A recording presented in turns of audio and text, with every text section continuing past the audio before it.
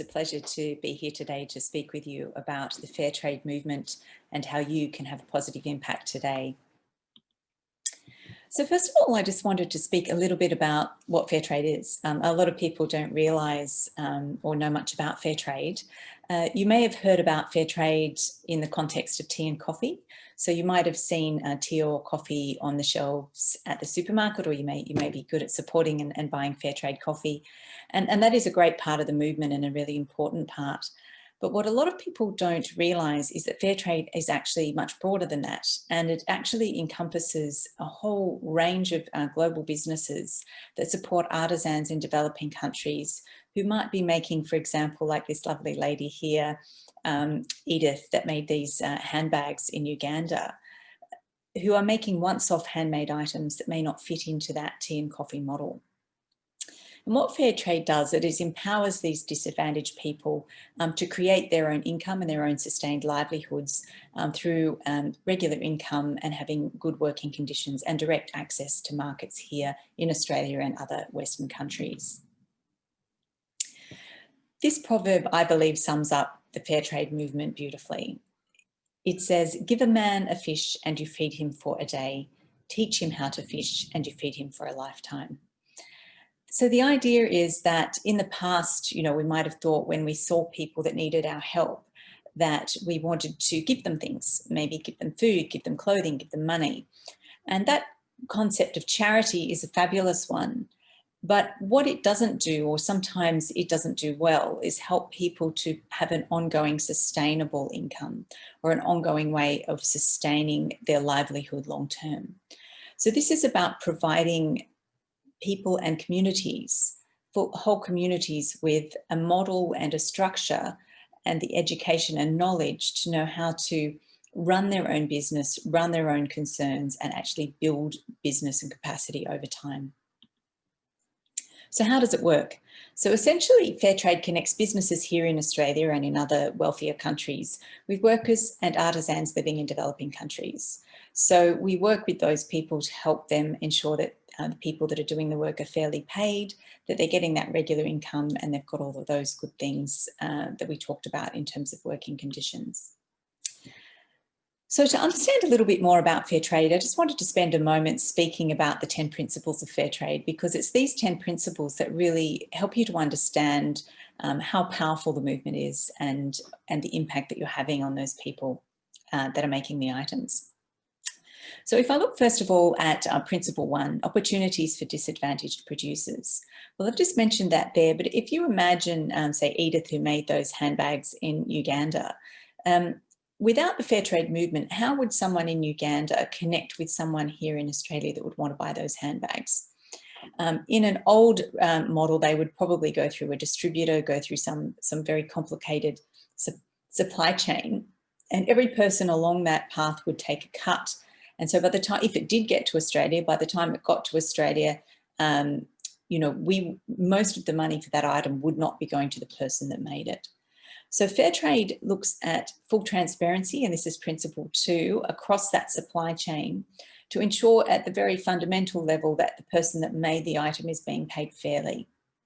And that also through that supply chain that there's as minimal layers as possible, that's as direct as possible, and that the people that are receiving that all the way through that supply chain are doing what they say they're going to do. So we all know that there's a lot of great people out there doing fabulous things in the name of ethical business, fair trade business, and environmental concerns. But we also know that there's a few people out there that use those terms but aren't actually doing what they say they're going to do. So it's about providing, also looking at having third parties look at these practices and ensure that people are fully transparent, and that with that transparency they're holding out their end of the bargain in terms of accountability. So principle 3, fair trade practices, is just that. So it's ensuring that the practices of fair trade are across the entirety of their operations, so that they're caring for the social, the economic welfare of the people that they're working with, both in their own organisations and that they work with more broadly as well. Principle 4 is fair payment. So This is probably the thing that sort of underpins a lot of what fair trade does. So if somebody's making a beautiful handmade, maybe a hand block printed tablecloth in India, for example, that's a skill that's taken many years to learn and often has been passed down by generations. So not only should they be paid a living wage, so not a minimum wage, but a living wage that ensures that they can live comfortably where they live, but they should also be paid fairly for the amount of time and skill that has gone into making that item. And that's a really important part of the fair trade movement. Principle 5 seems fairly straightforward, so no forced labour, no child labour.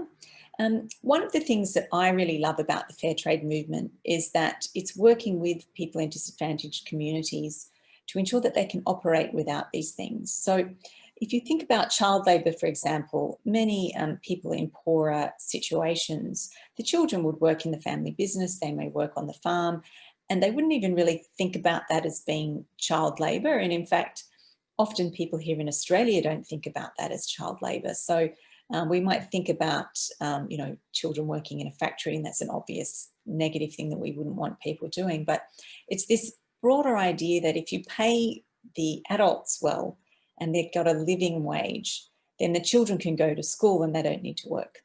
So this is, you know, it all comes together to ensure that we have no child labour, no forced labour. No discrimination, gender equity and freedom of association, Principle 6. So one of the great things about fair trade is it's very empowering for women, and 70% of the people working in fair trade enterprises are women, and over 50% in senior roles are women. It's also about being inclusive for minority groups. So again, in poorer parts of the world, sometimes minority groups can be very isolated from the broader economy. So it's making sure that there's an inclusive environment and inclusive idea of doing business. Principle 7, good working conditions. So this is something that here in Australia we take for granted. When we go to work, we expect to be in a safe and comfortable environment. For many people, it's about educating the businesses is what's needed here as well. They may have just worked in a certain way without really understanding how to put good working conditions in place. So maybe getting them to wear a face covering if there's things that might fly in their face, removing toxicity from the materials that they use, ensuring that the space that they're working in is not cluttered and safe to move around and is not too hot for the workers, for example. So those kind of basic things, we work with them to build that into their business. Principle 8, capacity building. This is really about that teaching them to fish idea. So it's really about a long-term relationship with suppliers. So not just a once-off transaction. It's about helping businesses in these developing places to actually build capacity within their own business and within their community, so that that can be an ongoing concern. And ultimately beyond perhaps the initial business connection, so that they can build their own business connections and can build their capacity ongoing. Principle 9, promoting fair trade, is really important. If people don't understand fair trade and don't know what it's about, then it doesn't matter how much good work we're doing out there, nothing's going to really change or happen. So promoting fair trade and encouraging people to buy fair trade is really, really important. And principle 10, certainly not the least of the principles, but the one that a lot of people don't realise is there. So fair trade does incorporate environmental concerns. So we work with all of our suppliers to try and have respect for the environment. So this might be things like helping them to minimise plastic use, helping them to use organic dyes, for example, making sure the disposal of their waste, their dyes, is done in an environmentally friendly way. So all of this again comes together. If you're paying people fairly, if they've got a strong income, they're far less likely to damage their environment to try and feed themselves, or to have, they're not going to cut down the trees for firewood unless they really need to.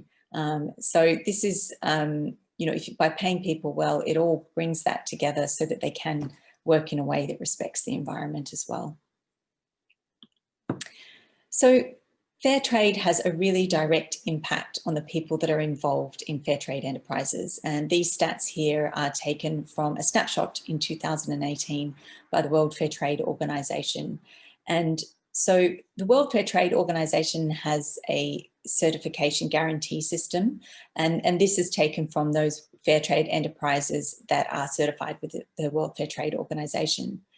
So what we know though is that there's a large number of businesses out there that are working towards that certification, that are also impacted positively by the fair trade movement. So it has a really strong impact. So how do you get involved? Well, buy fair trade. One of the fabulous things about buying fair trade is when you buy something fair trade, you know that it is directly impacting in a positive way the person that made that item. So there's a few logos here. Keep your eye out for these. The one on the right, the fair trade on the black there, is one you're probably most familiar with. That's the one that you'll see on tea and coffee and chocolate and commodity items. The one in the middle, the World Fair Trade Organization, they have, as I said, a guarantee system that enables products that may not fit into that tea coffee model, like the artisan, the once-off items, to be made under the World Fair Trade guarantee system. So keep an eye out for the World Fair Trade, the WFTO guarantee. And the one on the left, the Fair Traders of Australia, is actually for Australian businesses that are fulfilling and working in the fair trade movement. So usually they're businesses that are selling fair trade items, and then they're also working, you know, within those 10 fair trade principles, and they're certified here in Australia as a Fair Trader of Australia. And we as the Fair Trade Association provide that certification. So keep your eye out for those three logos.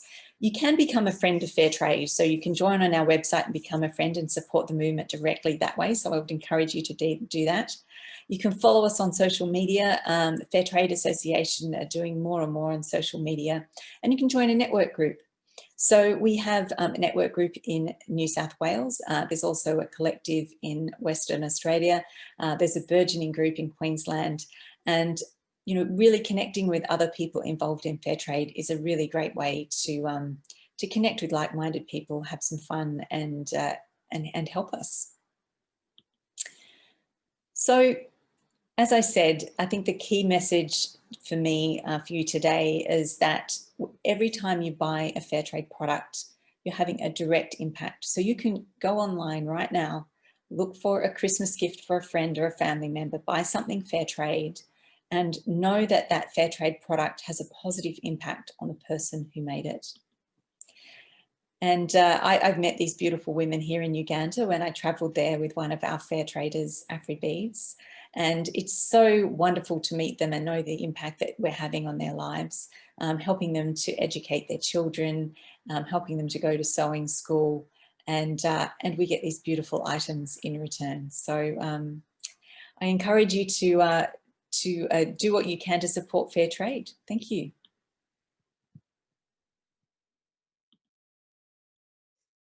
Okay. All right, Gina, thanks for joining me today to have a chat about fair trade and about Ethica. So maybe to start with, could you just tell me a little bit about, maybe introduce yourself and your role with Ethica, and tell us a little bit about Ethica and what you sell? Yeah, hi Nimmity, good morning, and thanks for the opportunity of letting us talk a bit about Ethica. I've been working with Ethica for 12 years now, so I don't know where time goes, but it's been 12 years now. And how it started, the Sisters of St. Joseph went to Peru over 35 years ago to help people there. They were called to help people in need when there was a lot of unrest in Peru. So they went there and did a lot of parish work and soup kitchens and things like that. And a lot of women would knit something and come and see them and try to sell that little bit to them because they needed the money. So the sisters had this idea of training them and bringing the things here to Australia to sell. Right. So that's basically how Ethica started 15 years ago. Yeah, wow. So most of the things that Ethica sell are knitted goods, aren't they? So they're actually hand knitted by the women in Peru and then Yes, exported. Yeah. yeah, there's a strong tradition of knitting in Peru, both by men and women, but they decided to help the women. And we usually go to either remote or rural areas where women have less of an opportunity to earn anything really, to work or to earn any money. So this helps them immensely. So the differences we've seen in the women is just incredible. Yeah. For them, for their confidence, for feeding their family, sending the kids to school. It's just been a lot of success stories with the women. Yeah. Can you talk me through maybe one of those success stories? So, or, you know, I think there are different groups that you work with, aren't there, within Peru? So maybe Yeah, you can describe one of them for me and maybe the impacts on that community. Yeah. sure. Well, we work with 4 or 5 different groups of women. The difference or a point of difference is that we actually start the groups. Right. So a lot of them start from scratch. Wow. Yeah. The women as well. So they might not be able to write or read or anything, but they can knit and they learn to knit to export quality Right. and earn a fair income as they go along. It also serves a bit, or it's fantastic to hear the stories about working in a group, what it means to them. And it's almost like therapy for them, Yeah. sort of Wow. working and learning all those things. There's so many success stories, but one that comes to mind is one of the groups, they actually registered themselves. They're an association now, and they elect a board every 2 years. Wow. Okay. So So they all, this has come from a group of women that weren't employed. As you said, their basic skill was knitting. yes, Wow. yeah. Amazing. And every 2 years they change the board. They all vote for a new board. So it gives them all different experiences. Like some say, oh, that's easy. And once they're on the board, they learn that it's not that easy, that it takes a lot of different skills to be able to do that. Yeah. So one of them is Valentina. She's, I think, had all the different roles. And she didn't go to school, but with the money she earned, she was able to send her son to school. Yeah. And I think he's either graduated or about to graduate, which is amazing for her, for the town, for everything. So it just goes to show what they can do with the money they earn and the confidence. I always say they're an example for their families, like especially their daughters. They know they can work and earn the money, make a difference, make decisions. Yeah. One of the other projects or workshops we give them is leadership and women's rights. So I think this same person has applied for something in council. Wow, And that's amazing. yeah, Yeah, I think yeah, that's so inspiring. I mean, there's even women and girls here in Australia that would be a jump for them. benefit, yeah, So yes. to come from that sort of really humble background and to take that journey.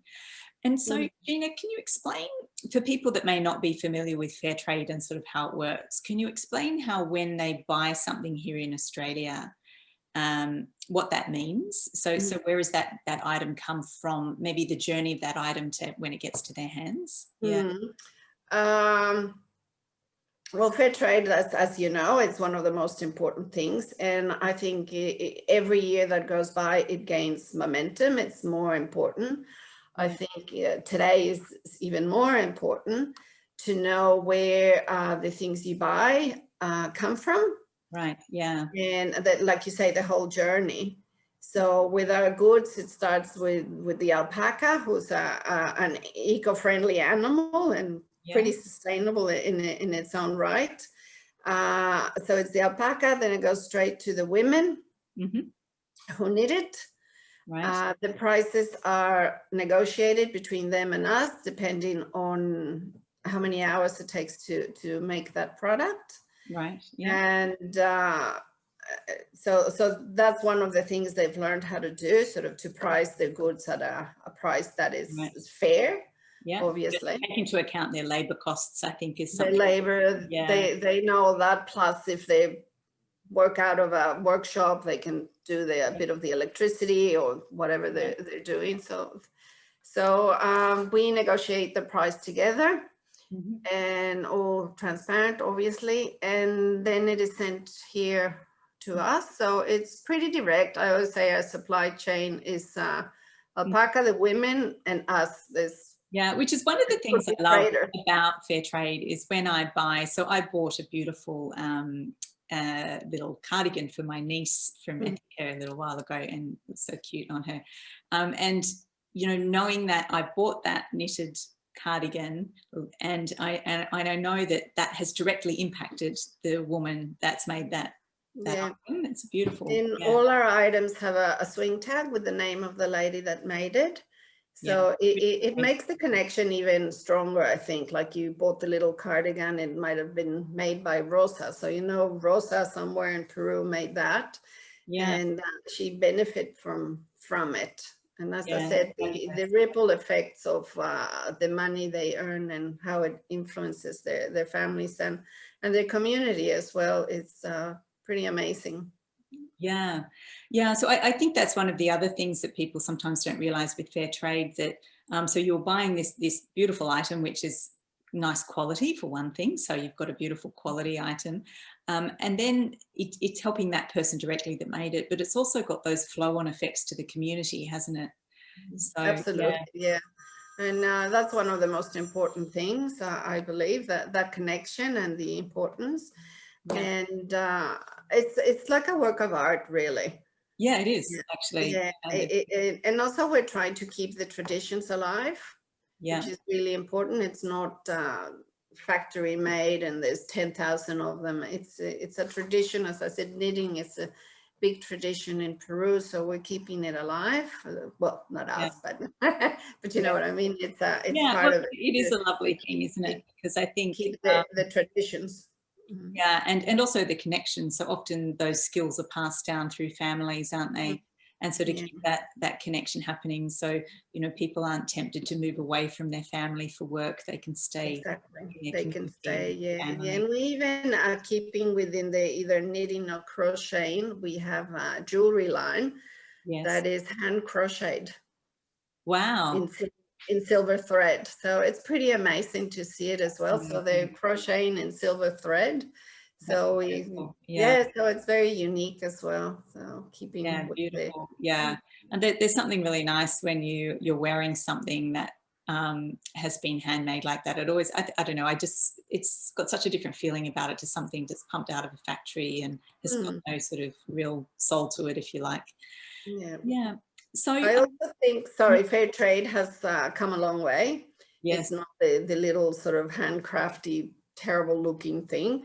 I think it's come a long, long way. There's great quality in a lot of things that people make. So that's I think one of the things that I know that I think Ethic has done really well is you've worked quite closely with the groups on the design and bringing out a new collection each year. So some of these sort of other concepts that take it, as you said, beyond just the making of an individual item, to helping them to create items that will sell in Australia. That's important as well. So originally we used to bring very colorful, very Peruvian, if you want, things with us, which sold very well. People accepted and everything. But I think 3 years ago, we decided a bit of a change was needed. So we went with more with all the knits, but for the Australian market. And it's been great. It's great acceptance. So we're all very happy. They're happy. We're happy. That's good. And so, Gina, you've been involved in the fair trade movement personally for quite a while. Can I ask how you personally became involved in fair trade? Well, I have to say it was through work. I didn't really know much about fair trade or anything, but I think it's really important. I used to, I'm from Mexico originally, so I always promoted Mexican traditions, the culture, the handcrafts, etc. So I think it's it's fantastic to keep those traditions, those handcrafts, but doing the right thing. Yes. It's Paying so people important. yeah, and supporting them. Okay. And if you were to speak to someone now that might want to support fair trade or get involved more with fair trade, what would you kind of be saying to them? Oh, there's so many things they can do. We'll join a group, get involved more, sell fair trade or buy fair trade. More than anything is learn more about it and the consequences of it, and your act of purchasing. What the significance. That act of purchasing is really powerful, isn't it? I think people sort of say, how can I get involved? And obviously we love them too, and there's lots to do, but actually just buying fair trade in itself is probably the most powerful thing you can do. Yeah. Absolutely, yeah. And then you buy something and somebody likes it, and you can say, yeah, these earrings are fair trade or something or other, and keep the conversation going. I think it's really important that it doesn't lose that momentum, but it keeps going. Yeah. Yeah, fantastic. Well, thank you, Gina. That's been really lovely to chat. And as I said, I love the beautiful items from Peru that I have. I've got a few actually of myself, and I've given several gifts to people over the years, and it's always they're always beautiful quality, and it's lovely to know that it's helping so many people over there. So thank you. Thank you, and keep buying fair trade. Thank you. Thanks.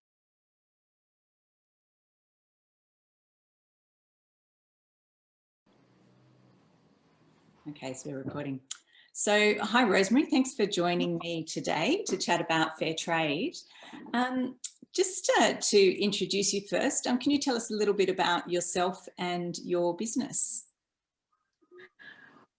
Well, I started Athere Beads about 11 years ago, and I partner with a group of women artisans in Uganda, and they make beautiful beaded jewellery, which is handmade. And you're wearing some of that now, yeah? Yes, and I am wearing some now. Yeah. And also make some of these beautiful baskets you can see on the wall behind me. And they also do sewing, so including things like this dress and aprons and so on. And basically they make all these beautiful things, and I sell it for them in Australia and also in a few other places overseas as well. The idea being that they have a regular income. So I try to order from them every month so that they have that regular income, because that's something that really doesn't happen very much in Uganda. Most people work informally, casual work, working in markets. They might have a little stall on the side of the road. They might work on a building site, but most of the work is casual, and so they are paid for a few weeks, and then maybe they don't have work for a few weeks. And so that's why I really wanted to create a regular income for these women. Yeah, okay. So your business is called Athere Beads. And can you tell me, I know that you originally connected with these women after a trip to Uganda, where you were helping to build a school, I believe. Can you tell me a little bit about that? Yeah. Yes, so I went over with my family and some other families about 12 years ago to, help build a house for a school. And so we did that. And I think that I was just so impacted by the terrible poverty in Uganda, how clearly people struggled hand to mouth every single day. When we were building this house, we were working with some of the local Ugandan people, and one of the women there had 7 children, which is quite typical in Uganda. The husband, I don't think, was around, and she was there working on a building site doing this really heavy labouring work, while her children were basically left unattended at home, with the oldest child looking after the baby. And she was going home at lunchtime to breastfeed her baby. And I've just wanted to do something more. I could have gone home and raised more money and helped build another classroom or house for this school, but I just came up with this idea of, they make such beautiful products over there. My friends and I were going to the markets and buying all these gorgeous things to bring home. And I thought, maybe other people in Australia would love these products too. And so that's how the whole idea came about. Right. And so how did you learn about fair trade, and how did you become involved in fair trade, and how did that become a part of your business model? Yes, you would have thought that I would have known about fair trade for many years, but I didn't. I came home with my beads and baskets from Uganda. I showed them to a local shop. The local shop said, yes, I love them. I'd like to order some. I connected with this group back in Uganda, and I started importing these beautiful things from Uganda. And then along the way, I think I met someone at a market who was selling similar products to myself, but from I think it was the Philippines. And I was talking to her about that, and I think she must have mentioned something about the Fair Trade Association. Right. And so I Googled it and I found out about it, and they were having their annual general meeting, and I went along to this annual general meeting, and I discovered that there were all these other people like myself bringing things in from other countries around the world with the idea of helping the people have an income and creating opportunity, and Right. also avoiding some of those other issues like slavery and so on. And that's how I became involved in fair trade. I then continued attending the Fair Trade Association meetings, and the Fair Trade Association is the fair trade movement in Australia. And so both you and I are on the executive committee with the Fair Trade Association, but you've been involved in the movement much longer than I have. So it's how long has it been since you started Athere Beads and were involved in fair trade? Well, I started Athere Beads about 11 years ago, but I've become more involved in fair trade probably over the last 10 years. So initially, after attending that first Fair Trade Association meeting and connecting with other people who were doing the same as me, we then formed a network group in New South Wales, and started having regular meetings, and I'd organise a speaker once a month to talk about some aspect either of fair trade or running a small business. Yeah. And so that eventually culminated in us doing a pop-up shop together in Paddington, and we actually did that twice, so to give us an opportunity to sell our products and again to share about fair trade to interested people. Yeah, so it's interesting. So when I speak with others in the fair trade movement, there's often a similar story about how people connected. There's been some point of, often when they've travelled overseas, they felt inspired, but often people have met people selling fair trade items at a market, and then they've connected up with those people potentially. Most people start by buying some fair trade things, and then possibly coming along to a network group or following us on social media and connecting that way.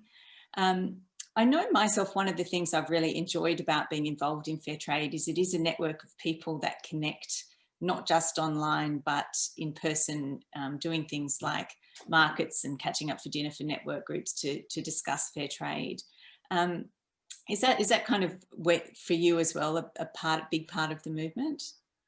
Yes, no, certainly it is. I mean, that was the reason that I restarted the network group in New South Wales, because it was a great opportunity to get together and to share ideas.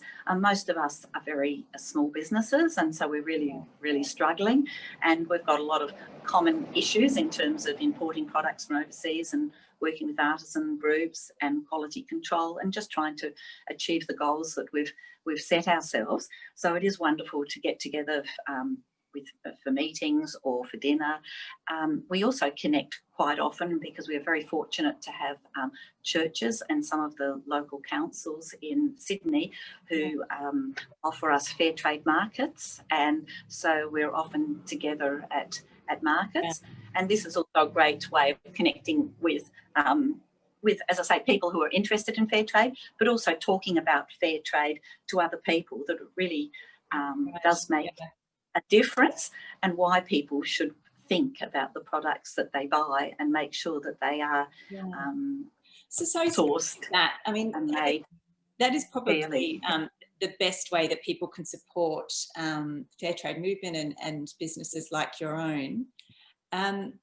So if somebody buys, for example, one of your baskets, can you talk me through the journey of, or maybe one of your necklaces, talk me through what impact is that having on the women that you work with, and what's the journey of that item from you know, how it gets made and to how that person receives that item?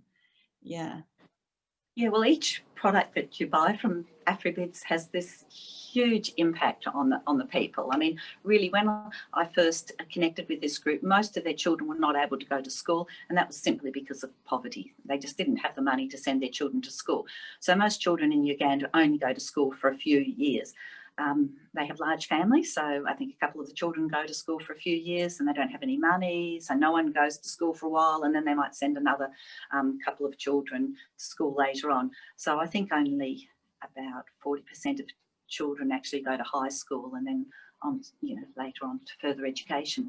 So the main impact initially was that the women that I was working with were able to send their children to school, and that was really, really important to me because I used to be a teacher, and I've got children myself, and it's just unbelievable to me living in Australia that there's children that can't go to school. So that was really, really important to me. But there were so many other changes that were made. I mean, one lady, her house didn't have any windows, so she was able to pay to get some windows put in her house. Someone else was living with amazing, her, isn't it? Yeah, that's just and she was able to move out and have her own home. I mean, it's just all these little things that make such a huge difference to the people there. But the main thing is having that regular income, knowing that they've got some money to buy food every day. yeah, and there's just been so many other differences too. I can just keep on going. Well, yeah, there's many. Yeah. So I know also you've built a personal relationship with these women because you've been working with the same Yes. for quite a few years now, as we said, and you've watched, you know, you watched their children be born and grow and go to school. And can you tell me a little bit maybe about, is it Molly? I think you've watched sort of grow into. Yes. Yeah. That's right. Yes, when I first knew Molly, you know, 11 years ago, she was a young teenager, and Molly's actually deaf, so she's got even more challenges than other people in Uganda. And her mother decided that she should leave about halfway through high school and learn sewing. And so I was really happy that I was able to help her go to sewing school, to the YWCA in Kampala, to learn sewing.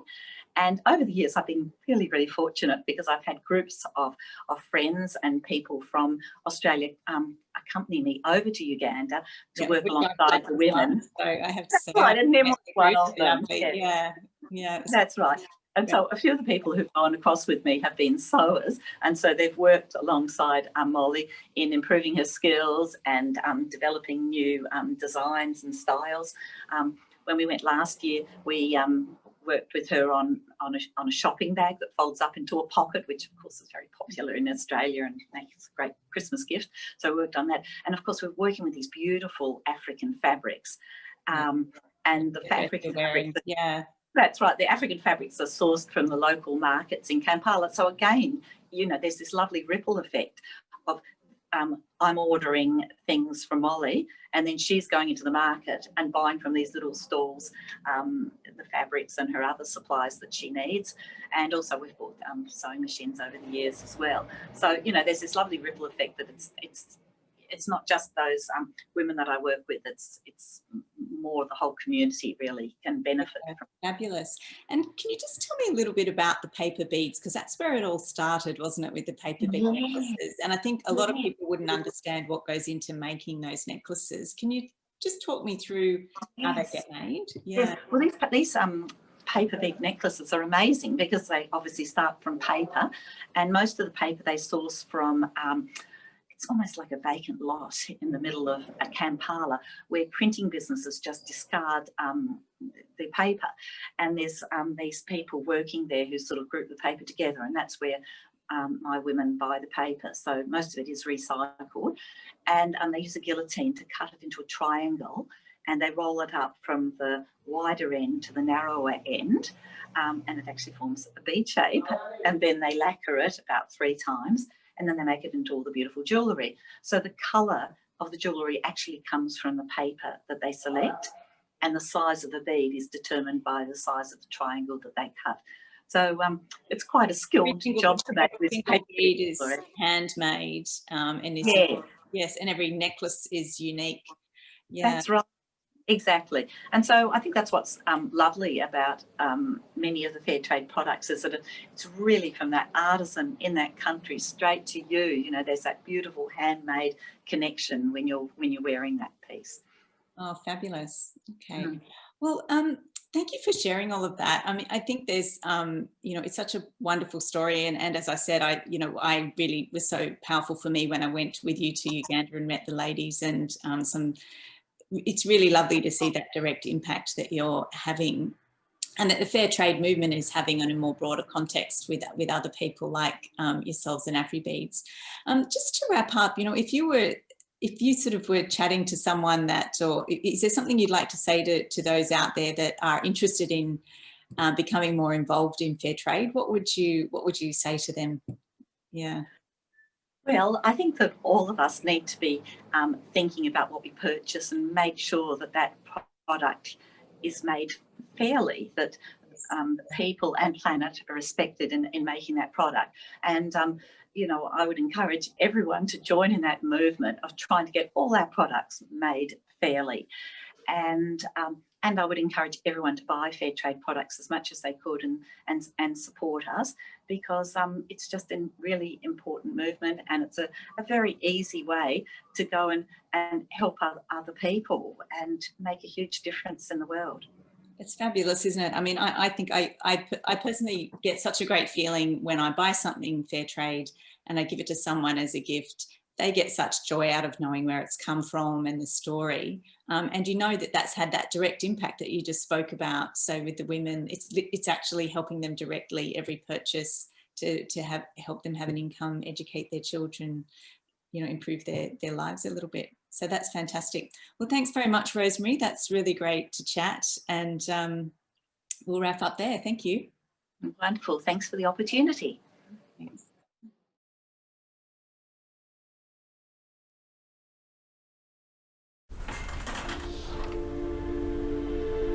Let's get ready to walk the Bluestones again. Let's curse Punt Road. Let's ride the Frankston line. Let's dodge swooping Maggies. Let's cross the Inglorious River. Let's get ready to chuck hook turns in the rain. Let's order obnoxious coffees. Let's queue for dimmies. Let's avoid outbound on the Tulla. Let's wear the blackest black. Let's Gertrude. Let's Bay. Let's Burke. Let's Hoddle. Let's Melbourne again. An initiative to reinvigorate Melbourne from those who love this city.